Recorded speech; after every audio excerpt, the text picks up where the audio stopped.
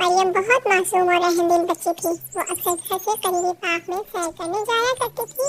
उसे फूल चुनने का बहुत शौक था।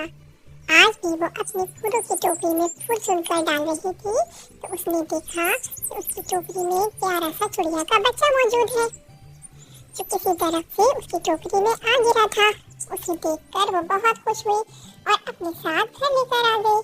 चिड़िया का बच्चा देखकर उसकी अम्मी ने उसे समझाया, बेटा ये तो बहुत छोटा और बेज़बान है, इसकी माँ इसके बगैर बहुत उदास और परेशान होगी। मरियम बोली, जैसे आप मेरे लिए परेशान होती हैं, तुम कल सुबह इसको वापस उसके घोंसले में उसकी माँ के पास रखाना। मरियम ने अम्मी से वादा किया। अम्मी आप सही बोल रही हैं, मैं कल सुबह ही इसको वापस बाग में छोड़ाऊंगी। अगली सुबह जब वो सोकर उठी तो उसने चिड़िया के बच्चे को वापस उसकी माँ के पास घोंसले में पहुंचा दिया, जहाँ उसकी माँ बहुत उदास बैठी थी। जैसे ही उसने अपने बच्चे को देखा तो वो बहुत खुश हुई।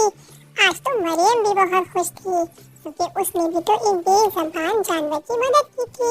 बच्चों, हमें जानवरों का बहुत ख्याल रखना चाहिए और इन्हें तंग नहीं करना चाहिए क्योंकि वो हमें कुछ बोल भी नहीं सकते क्योंकि वो